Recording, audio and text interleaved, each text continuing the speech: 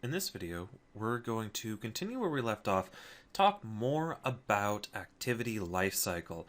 But in this video, I want to focus on how activities interact with each other.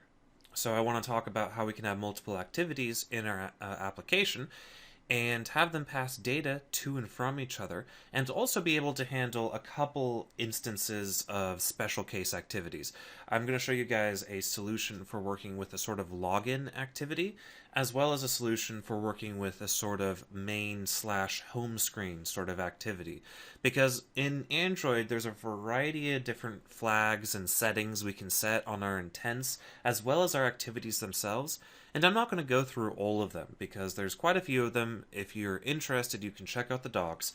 But I want to show you guys a couple of examples of when the default behavior needs to be overridden, and we have to dig a little bit into the API to figure some stuff out. But we'll do that at the end. What I want to start off with is passing data from one activity to another. So what I want to have accomplished here is I probably should start by making sure I have an emulator open. That would probably be a good first step there. Now I want to start with creating a new activity, and I want to pass some data from our main activity into that activity. So I want the main activity to have a button, and I want to be able to click that button and have that activity pass data. Pretty simple stuff. We already saw an example for this in the quick start video, but I wanted to point out just a couple more things about it. So let's go ahead and get started. I'm going to jump into my resource folder, my layout folder, and then my activity main layout. So right here we have an edit text, a button, and a text view. So we already have actually all the things that all the elements that I want to have to deal with: the button, edit text, and the text view. So let's go ahead and jump into the main activity class then. What I'm going to do here is I pretty much just want to nuke all of this code right there, and I also want to nuke our saved instance state. I also want to nuke our bundle counter, and our on-saved instance state. So our code should look like this. And then I also want to go ahead and, this doesn't need to be final anymore, and I'll also say edit text, text equals, or how about text box equals edit text, find view by ID, r.id activity main edit text. So the next thing I want to do is I want to turn these into fields. So I want to show you guys a really quick way that we can refactor IntelliJ to turn local variables into fields. So if you write up your local variables and you need to turn them into fields for whatever reason, I want to show you a quick way to do that refactoring. So if you go up here to the menu, you have this refactor menu. And IntelliJ has a lot of really great refactorings that make writing code a whole lot faster. So in this case, there's this refactor this. Now, if you click on refactor this, it's going to use wherever your text cursor is, in this case in the middle of text view, to determine what symbol we want to refactor. So that's really cool. What's better is to use the shortcut, which is Control-Alt-Shift-T, which is going to be a little bit different from ReSharper. ReSharper is made by the same company, but ReSharper will default to a different scheme of shortcuts. So it'll take some getting used to get used to these shortcuts, or you can go in and switch them over to Visual Studio style shortcuts if you want. There is an online shortcut options file thingy floating around on GitHub that you can find and use. But in this case, I want to stay for, at the moment, as close to IntelliJ as possible. So I'm going to hit Control-Alt-Shift-T, and I'm going to type in on my keyboard, FIE, and we see field right there. So I'll hit enter, and then I'll hit enter. So what just happened? Well, we got a really nice refactoring where previously this was the local variable. Now we have this as a field up at the top of our file. Let's go ahead and give some space in between our tag and our text view. In fact, we don't even need our tag anymore. Let's nuke that as well. So let's do the same thing on button. Control-Shift-Alt-T, field, enter, enter. And let's do the same thing on our edit text. Field, enter, enter. Just a quick shortcut that I just wanted to point out for all you guys, because under getting used to these shortcuts, it will make a huge difference in your coding speed. Okay, so what do I want to have happen? What I want to have happen is I want you to be able to type text into the edit text, hit the button, and have that text sent to a new instance of a new activity. Now, the way I'm envisioning this is a select contacts thing. Like, let's say that you're typing in a message or something and need to select a contact, so you need to go ahead and select a contact, so you'll start the select contact activity, then the select contact activity will return you the data. So we're going to start off with an incorrect implementation, then I'll show you guys the correct implementation for that, just to drive home the differences between the two methods we're going to deal with. This text box, this edit text, however, is, for the sake of this example, pretty much null. I mean, it's not relevant to anything, but I again just want to show the best practice for sending data from one activity to another. Okay, so what are we going to do here? Well, let's go ahead and, before we start writing our code, create our select contact activity, or at least the stub for it, the public API for it. So I'm going to right click our package, select new, select activity, select blank activity, and we'll call this select contact. And then I'll go ahead and hit finish. I'll close out of the layout. We won't deal with the layout just yet. There are some things I want to do to the activity class, however. I want to go ahead and nuke the options menu, because we're not going to be dealing with that. The second thing I want to do is something that we should have done in the Android Quick Start, but I didn't want to get bogged down because we were already pressed for time, and that is when you send data through an intent. Now remember, an intent is like a bundle of data. When you send data through an intent, just like what we did with our bundles, you should have your keys be public constant fields, public constant strings, sorry. In the case of Java, that translates into a public static final string. So let's go ahead and do a public static final string, and we'll call this extra, I don't know, title. And we'll say equals extra title.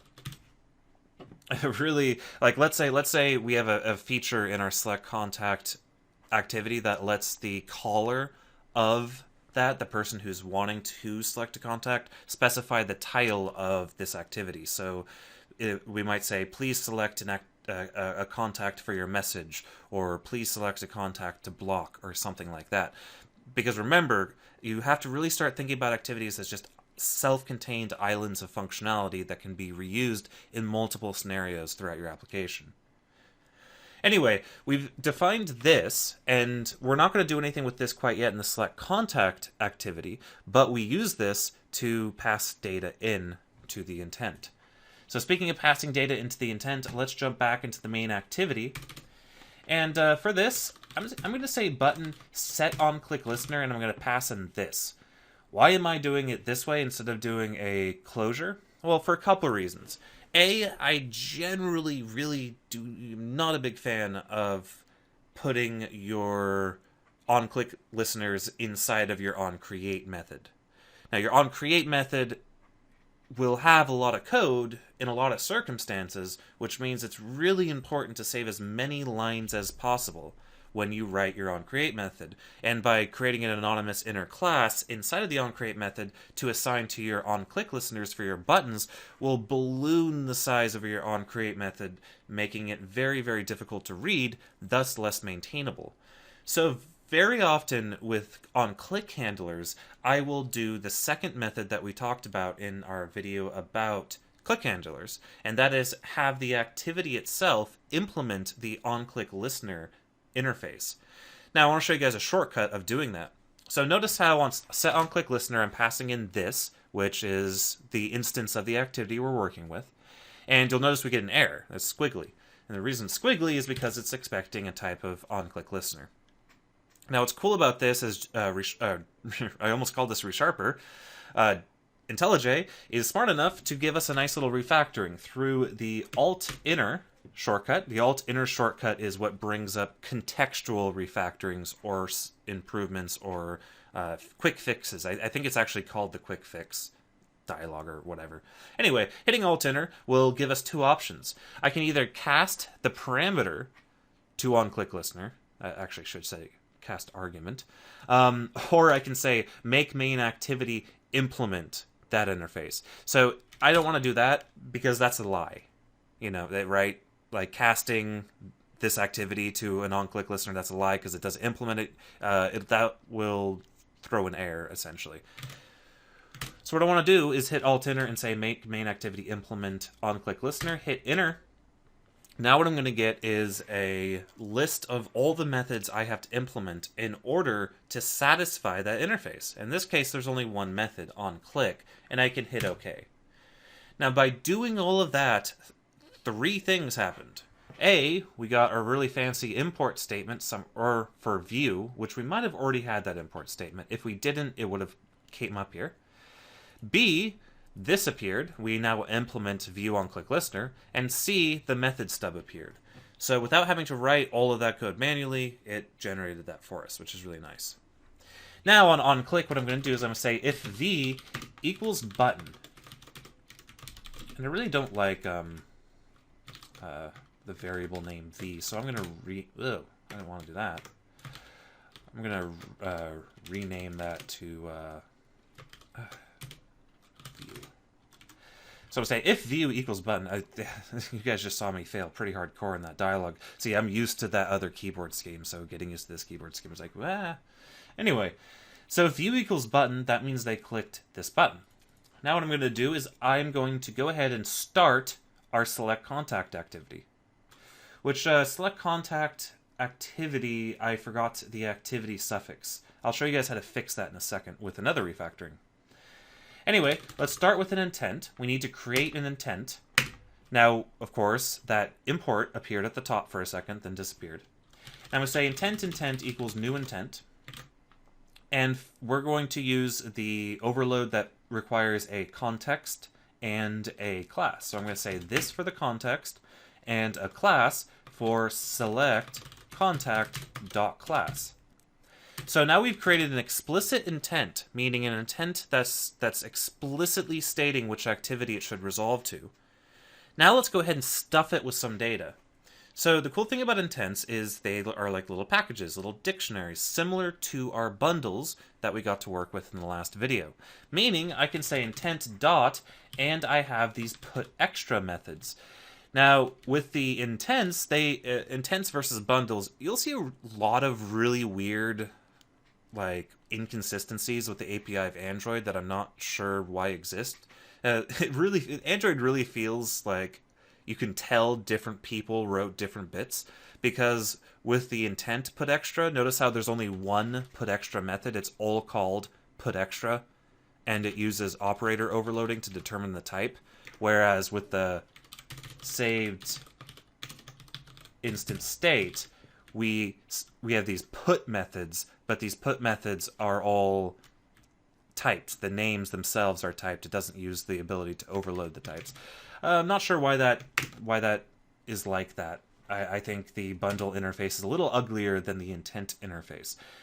Regardless, so that means we can do intent.putExtra. And what are we passing in? Well, we're passing in the contents of the text box that the user typed in. But what key are we using? Because notice how every single extra is keyed. So we can pass in multiple pieces of data of almost every type you can ever need to, including parsables, which we'll talk about later, and the array versions of everything you might need. But we need to give it a name, because it's key value stored just like the bundles. So for the name, I'm going to say select contact dot extra title. Then I'm going to say comma, and I'm going to pass in text box dot get text dot toString. So this will acquire the text out of the text box that the user entered, and it'll convert it into a string type. All right, so we've created our intent. We've bundled in some extra data. Now let's go ahead and start it. Now this code is wrong, but we're going to use it anyway for now. Start activity intent. So what does start activity do? Well, it starts activity using the intent that we just created. So in this case, our select contact activity is going to come up. Let's go ahead and, before we fix the typo I have in select contact, let's go ahead and hit run. I actually think there's something wrong with my device. I'm thinking I'm going to have to restart that. So let's go ahead and fill this up with some more words while we're moving along here. And it's still gradling anyway, so... Oh, it gradled. And are you going to start this time?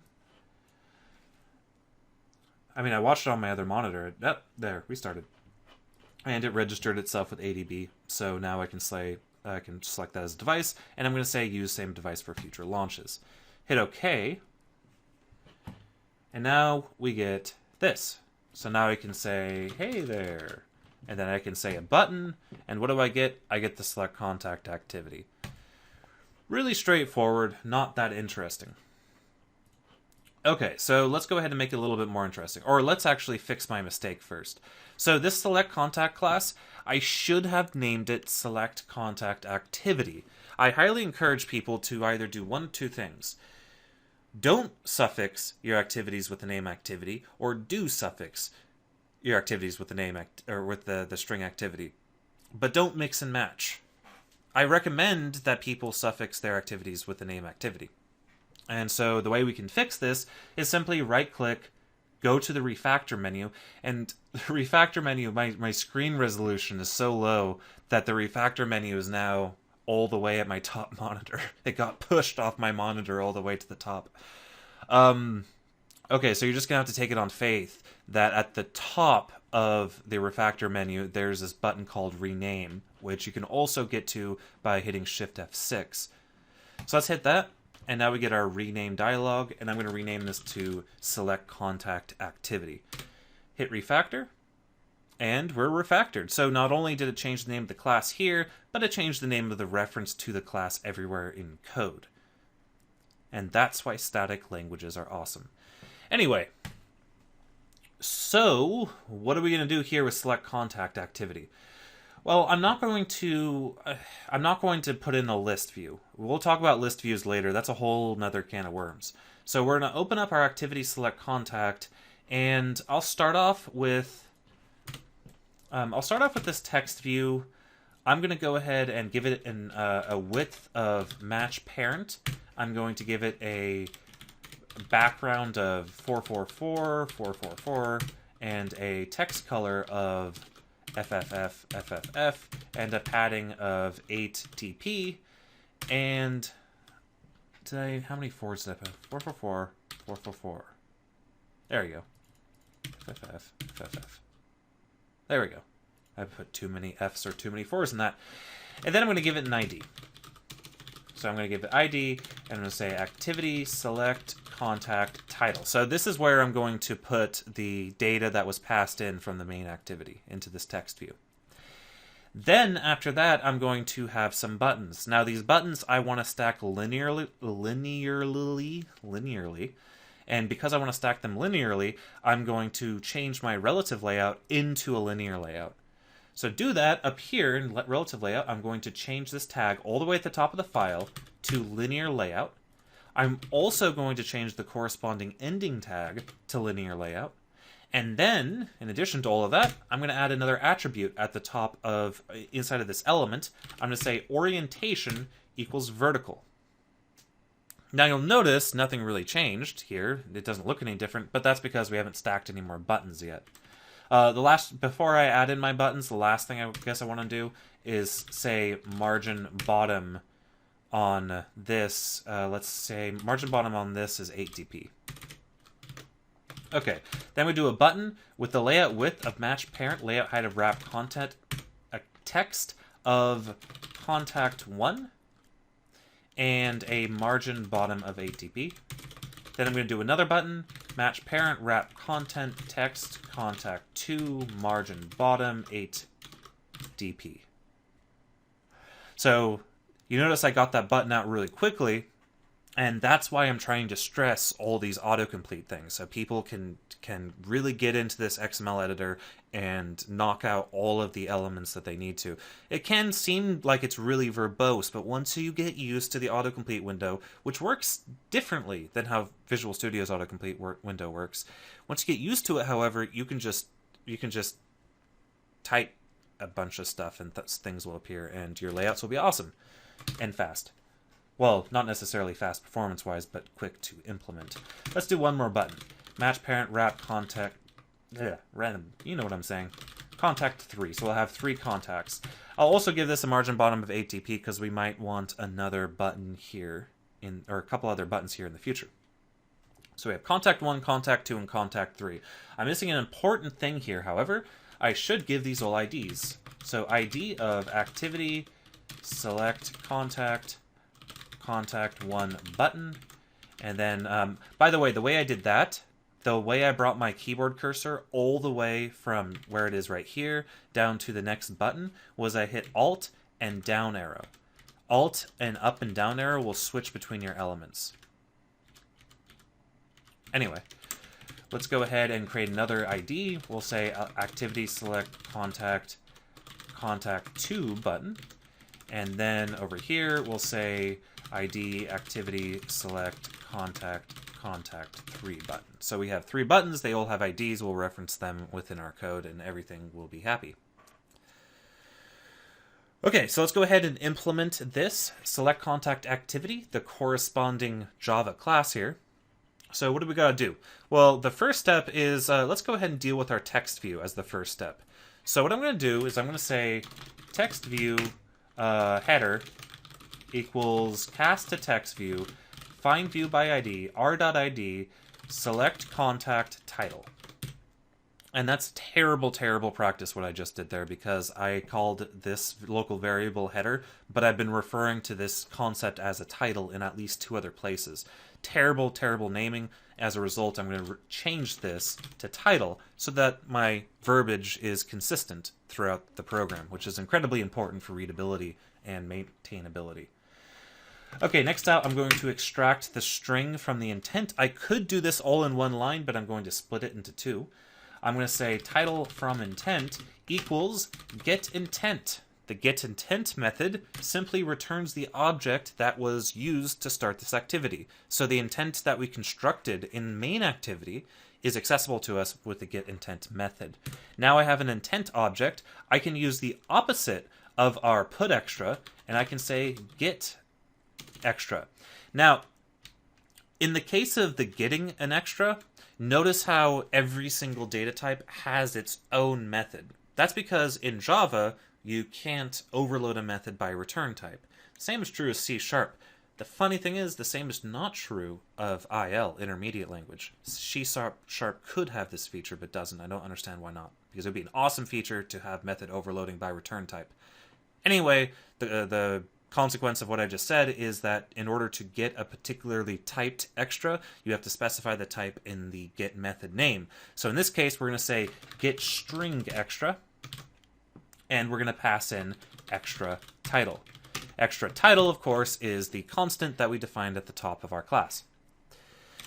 Then I'm going to say title.setText title from intent. Again, I could have done these 2 lines in one line, but I chose to keep it on. In fact, I could have done all of this on one line because I'm not going to refer back to this title. But for the sake of clarity, I just went ahead and split it up like that. All right, let's get our buttons. So I'm going to say button. Let's do. Actually, you know what I'm going to do here? Watch this. I'm going to do a magic trick. Okay, so this is a very important technique for dealing with on-click handlers, and that is for repetitive on-click handlers, or on-click handlers that you're forced to put in the onCreate method, or whatever. What you can do here is you can just make a method on the activity itself and then invoke that method from an anonymous inner class. What do I mean by that? Well, instead of writing the logic for contact 1, contact 2, and contact 3, instead of writing that logic 3 times, I can just write it once in a method. I can say private void select contact string contact name, and then implement select contact logic here, right? Now what I can do is I can say find view by ID r.id select contact 1 button dot set on click listener new on click listener, and then I can say select contact 1. Now remember back when I said I really don't like having anonymous inner classes in my onCreate method, I still really don't like having anonymous words in my onCreate method. The reason I'm doing it here is for the sake of brevity. So select find view by ID, contact to button. So remember, all I have to do is type in RID, then contact to BU, and the whole thing is going to get auto-completed for me. So get used to using that autocomplete window. It will save you a lot of time. Then we'll do set on click listener, and I'll say new, and I'll just type in capital ON. Notice how I don't have to qualify the view dot first. So another quick tip. It'll automatically highlight the thing that actually has to go into that parameter. So we can do that. We hit enter, and the entire anonymous class is created for us without us having to type it out. Huge time saver. So we'll say select contact to, then we'll say find view by ID, contact 3 button. Messed up there. Set on click listener, new on click listener, select contact 3. So now we have 3 on click listeners, and we can go ahead and pretty this up by another quick little tip on IntelliJ. We can pretty this up a little bit by closing out our select contact activity and launching it again. Look what happened. IntelliJ replaced the actual physical code of our anonymous inner class with this, like, you can think of this as like virtual code, I guess. I don't know how else to explain it.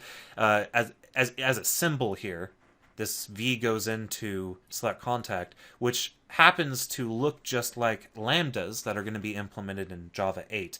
The point is, I was able to, the IDE cleaned up that clutter for me because that interface only had one method on it.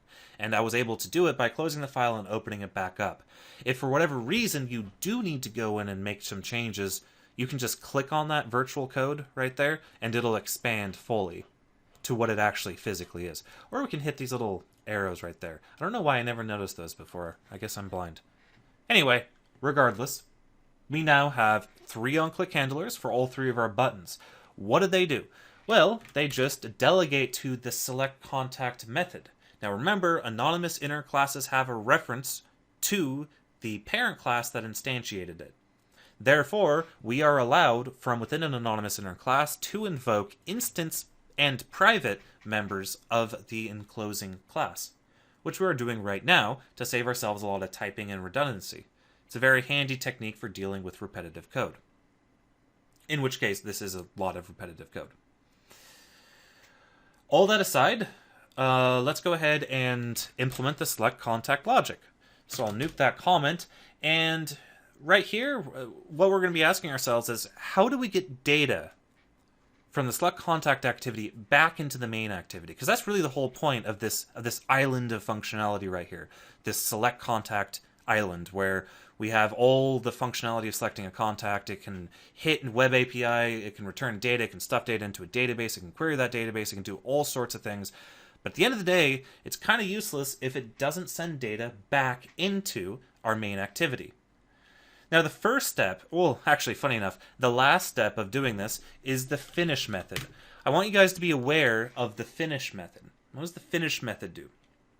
Well, the finish method is functionally equivalent to a user pressing the back button on their device. Meaning, this activity is done. It gets popped off the back stack. I don't think I've really talked about the back stack a whole lot. It's not very difficult to visualize.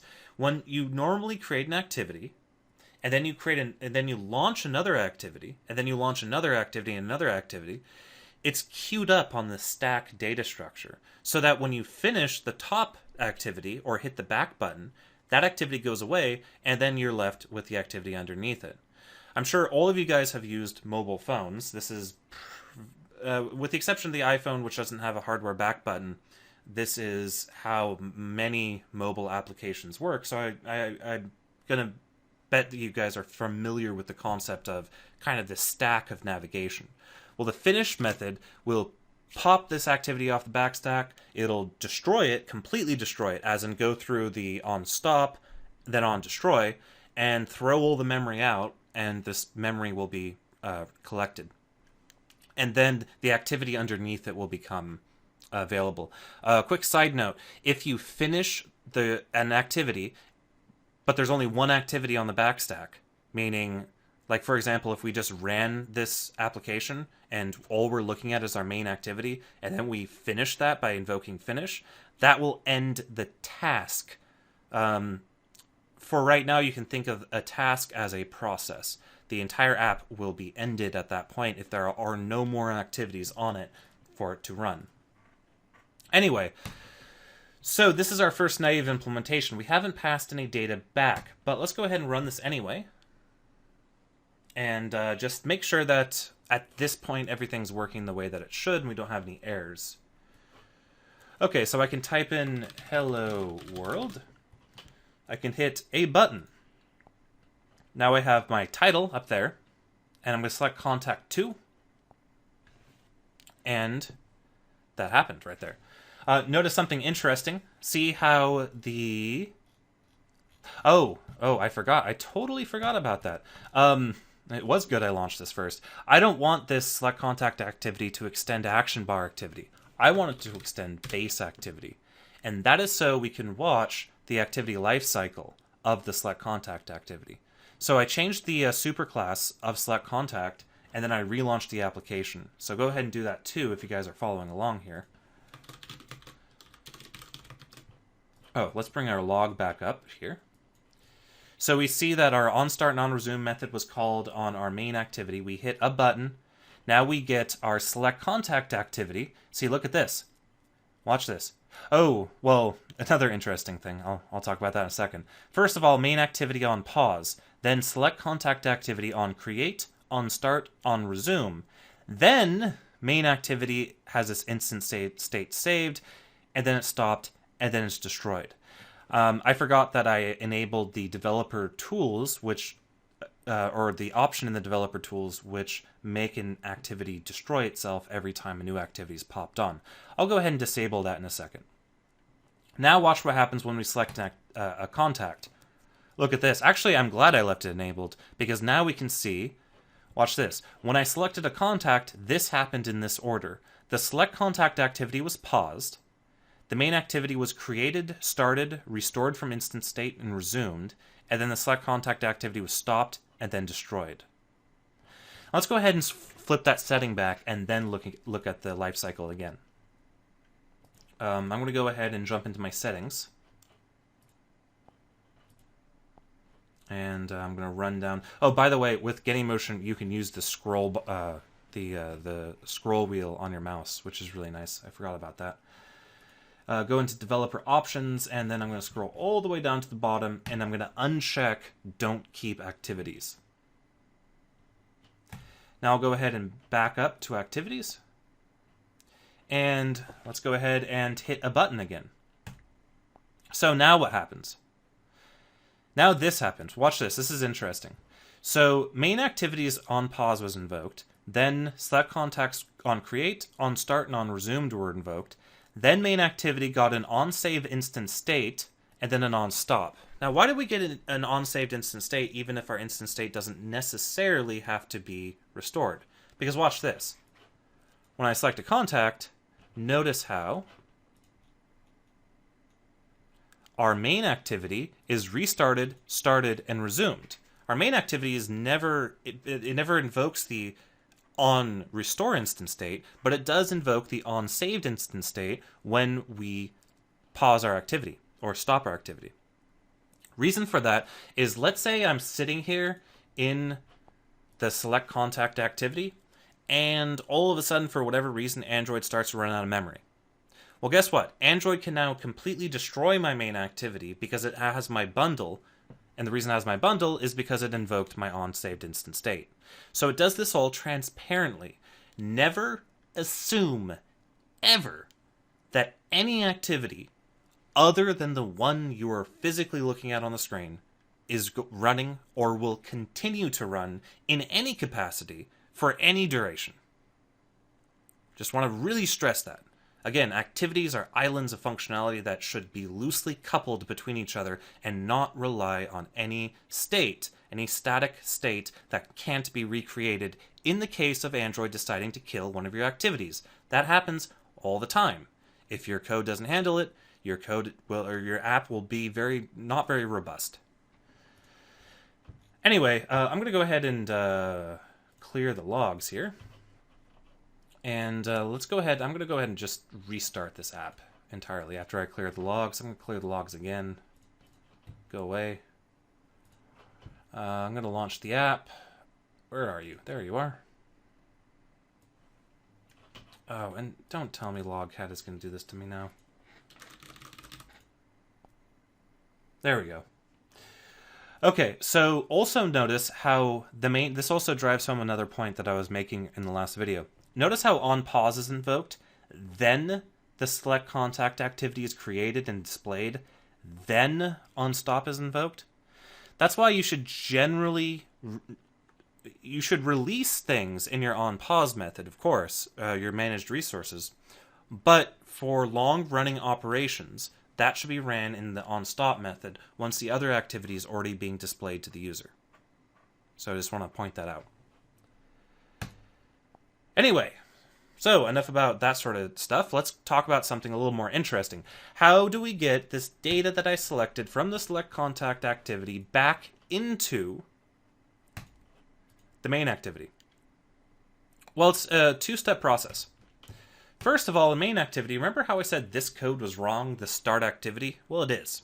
Because start activity, well, it starts an activity, but it doesn't set up our activity to retrieve the result of whatever activity was launched. The result. Now, if any of you guys are familiar with the WinForm dialog boxes, Win32 dialog boxes, you'll kind of understand the concept of a result. A result is, in general terms, this applies to many UI frameworks. A result is when we have a form, a control, a dialog box, an activity, or whatever, it's going to do something.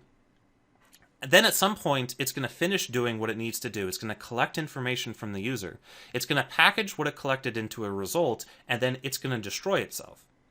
So what we want to do is we want two things. We want A, to be able to set our activity up to receive whatever data select contact activity wants to pass back, and then B, actually go into select contact activity and change the code so it does send data back to our main activity. So let's go ahead and do that. So instead of invoking start activity, I'm going to invoke start activity for result, which is fairly aptly named. Start activity for result starts an activity and then sets our activity up to receive data from that activity that was started. Notice how it gives us these two options here, intent and result code. So intent is going to be the intent that starts the activity. The request code is interesting. The request code is a code, an integer, a constant value, that is unique to the main activity, to the enclosing activity, that describes that particular request. Why is that important? Well, let's say that there's 4 or 5 different activities main activity might start for a result. When the result gets sent back to main activity, we need to be able to differentiate between them to know which result was sent back. So how do we handle this? Well, since we're good coders and we're writing, in Java and we have the option of doing this, we're going to create a private constant integer on main activity. It'll be arbitrary, but the fact is I don't want to have to repeat a constant twice. So let's come up here to the top of the file. I'm going to say private static final int, and then I'm going to go ahead and do request select contact, and I'm going to say equals 1. Then, coming all the way back down to onClick, on start activity for result, I'm A, going to pass in the intent as the first argument, and then B, going to do request select contact as the second argument. So, when this activity finishes, we will receive this request code back. Speaking of which, where do we receive the request code back? Well, there fortunately is an overridable method, not surprisingly, called onActivityResult that Android will invoke if the activity we started for a result actually returns something, or does return something, or ends in any sort of way.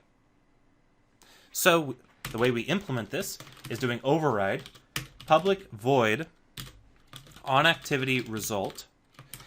Now this method takes in 3 parameters. The int request code. What is the request code? Well, the request code is the constant value that we passed into the invocation of start activity for result. Next up, we have the result code. What is the result code? The result code is just... it's a result code, okay? There's a couple predefined result codes, things like OK or canceled, and we can use this as a kind of like a special error code. We can use the result code to determine if the operation was a success or not, is basically what we use it for. Now, the final parameter is an intent called data. Now, what is that final parameter? The final parameter is the actual data that gets passed back. In Android here, what they did was they reused the concept of an intent as a way to package up data. So it's not really sending back an intent per se, in the sense of a real intent that's supposed to be starting activity, but it's sending back a parcel of information, a little dictionary, a little bag of data. Anyway, so now what I can do is I can say if request code equals request select contact. Then I can say if result code equals result underscore OK. Now I can extract data out of the intent. So I can also put in an else here. So I'll extract the data out first. I'll show you guys the happy path first. So the happy path is going to be a string contact name equals data dot get string extra. Now, get string extra is asking for a string name. We're going to handle this in the exact way that we handled the other extra for our select contact activity. So in this case, I'm going to say select contact activity, then I'm going to do dot. But instead of saying extra underscore, I'm instead going to call this result underscore contact underscore name. Now, this constant has not been created yet. That's why it's red. This code is now in an error state. I just want to finish this method first before we jump over into another class. Then I'm going to say text view set text you selected contact name. All right. Next up, I can do an else right here. I can say, otherwise, if the result code was not okay, I can say text view dot set text there was an error. However, this isn't going to happen in this video, but I just included it for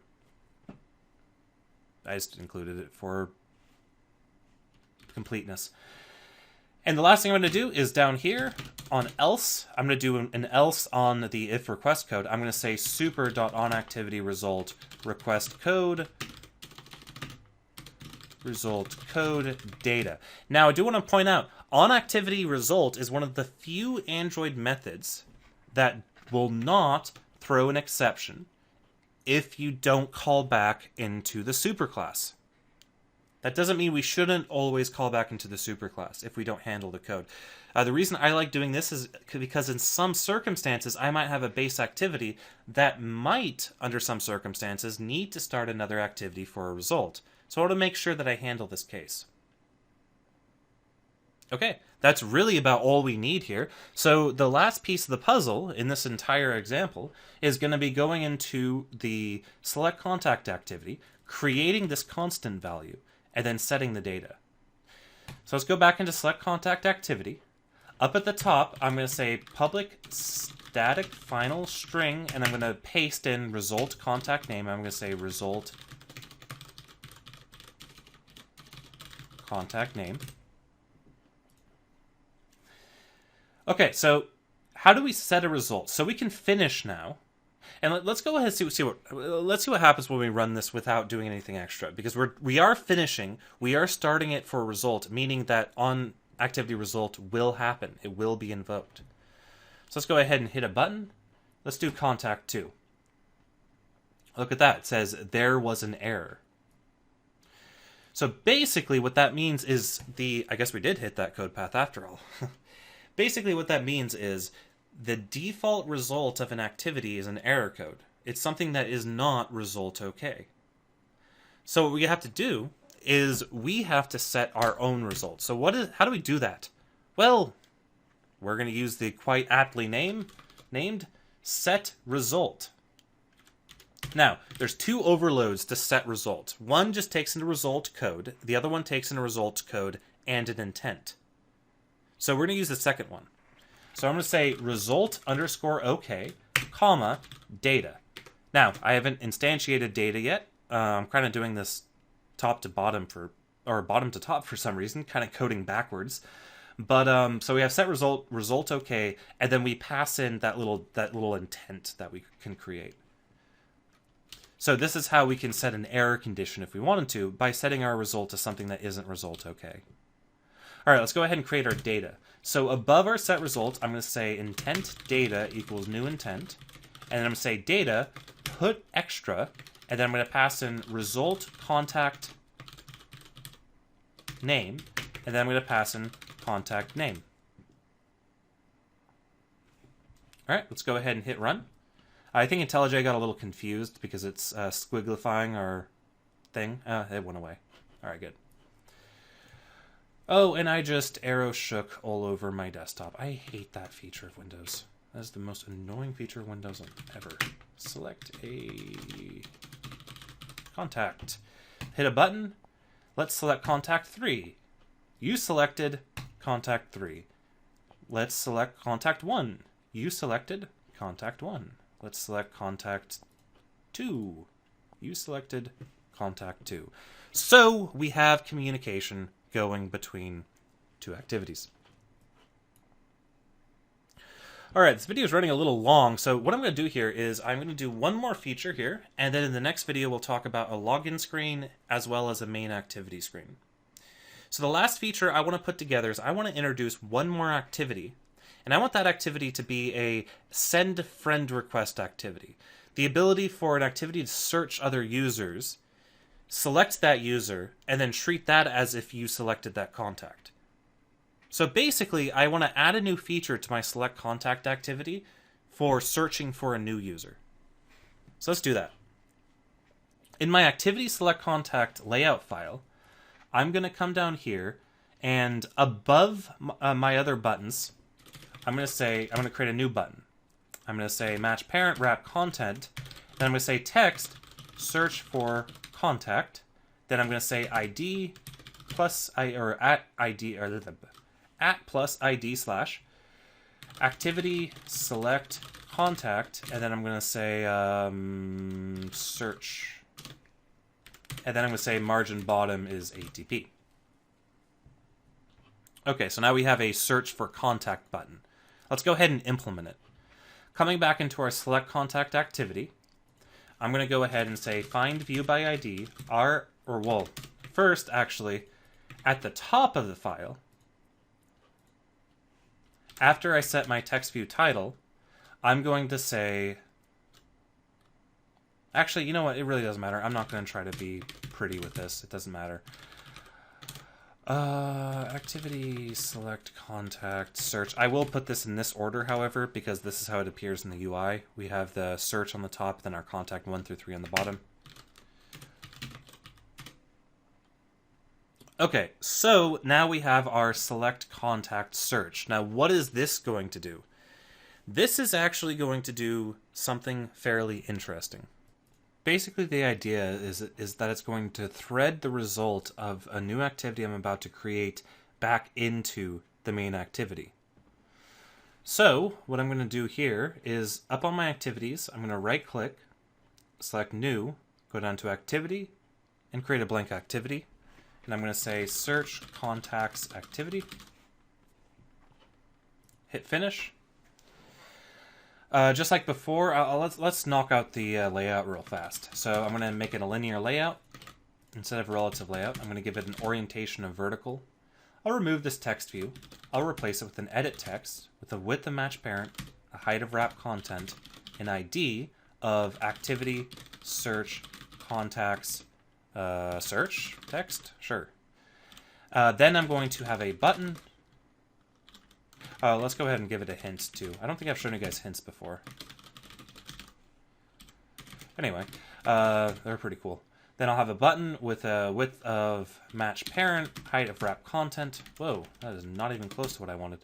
Match parent. There we go. Text of search, ID of activity, search, contacts, do search.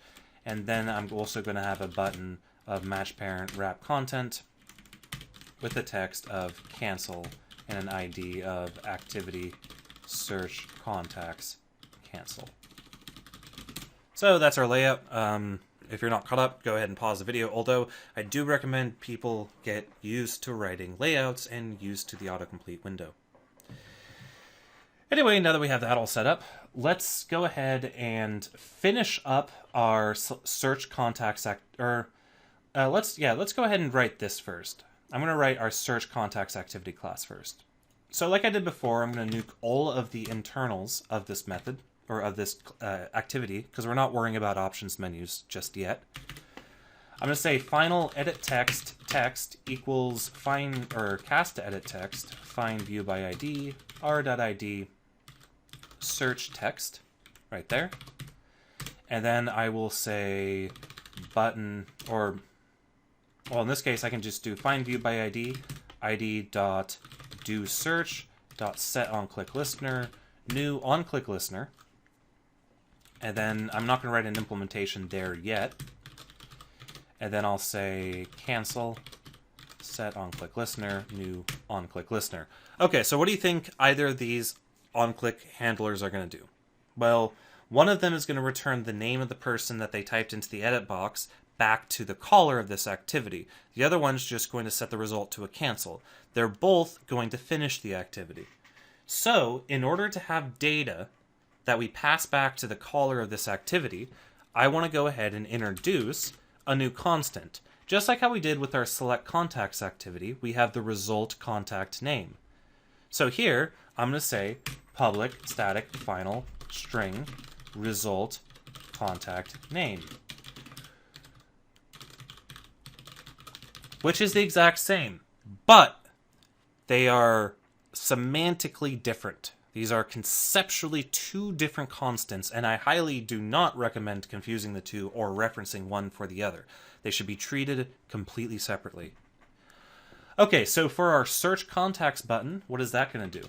Well, it's going to create a new intent called data.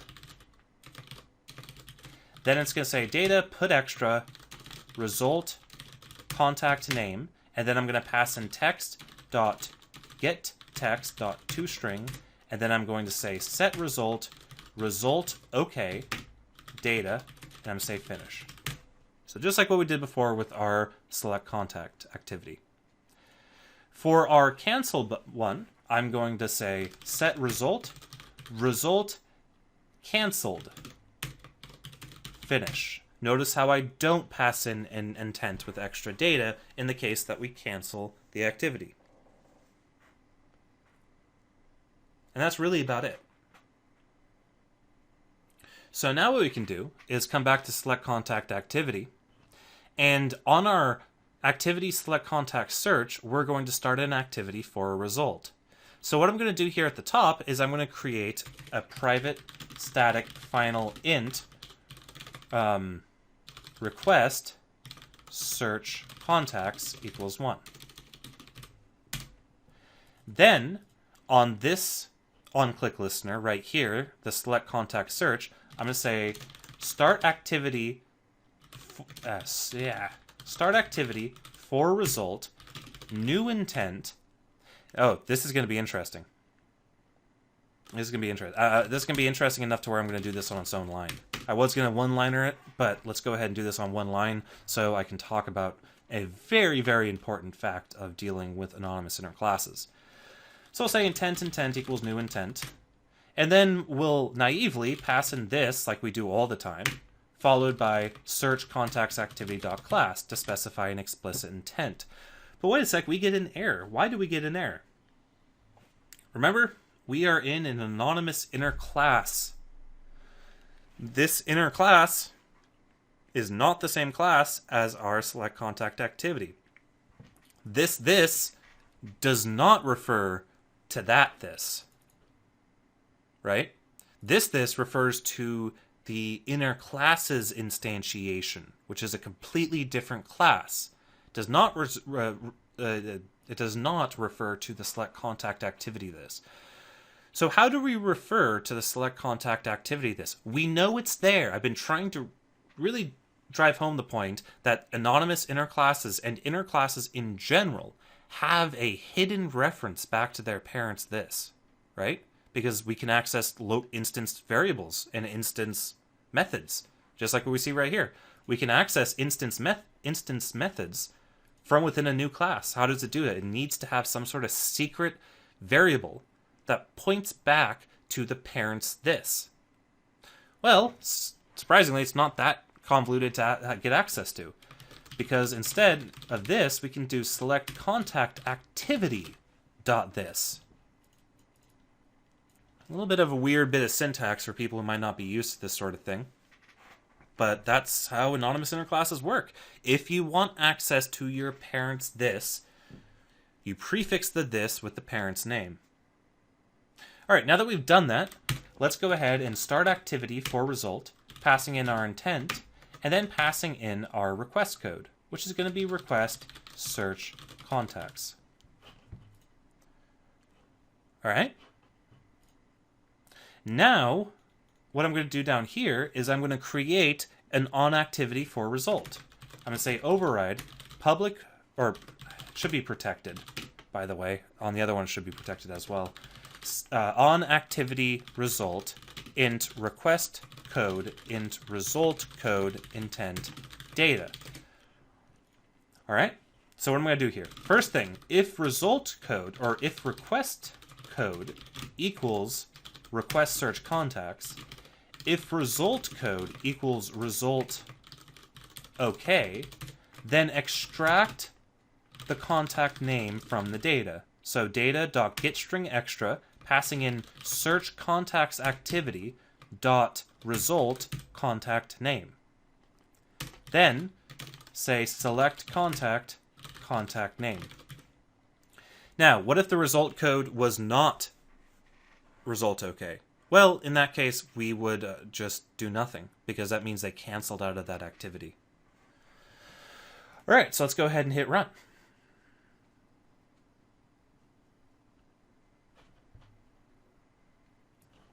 So let's go ahead and say, type in select a contact. So just to recap this entire video, this button results in a new activity being created, and we pass data into that activity, right?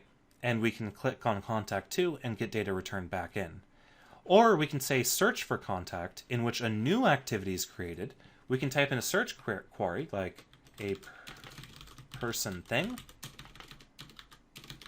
And if we say do search, watch what happens. It jumps all the way back down into main activity. And that's because the select contact activity on its onActivity for result threads the result of the search back into the caller.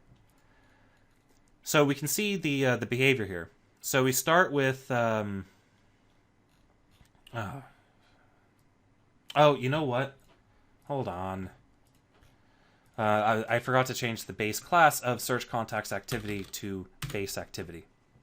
My mistake. I wanted to show you guys the activity lifecycle. Oh, and I closed the device. Of course I did. I'll be right back. All right, and back. Yeah, it's funny because there's still a whole lot more stuff to talk about. Or not a whole lot of stuff. There's still stuff to talk about activities, and we're at like an hour already. Wow.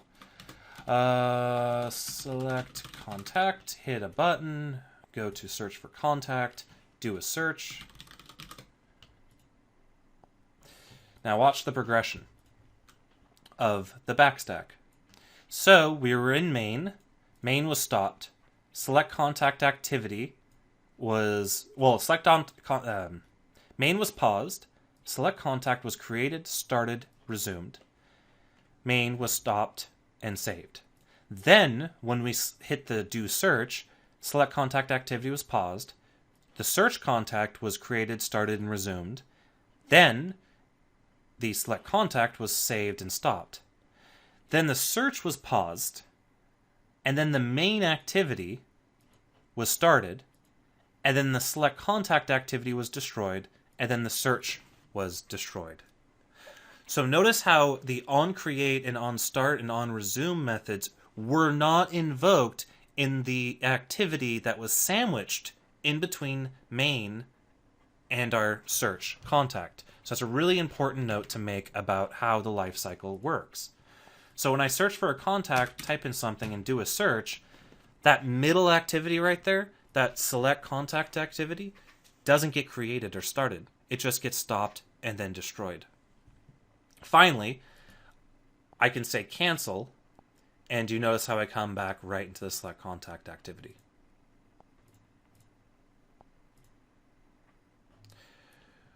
All right. So yeah, we'll definitely be seeing more examples of this particular behavior in a future video once we build up our app. But for now, I just wanted to get those concepts out of the way. We just hit the hour mark, so I think what we're going to do is we're going to end the video here, and we'll see you next time.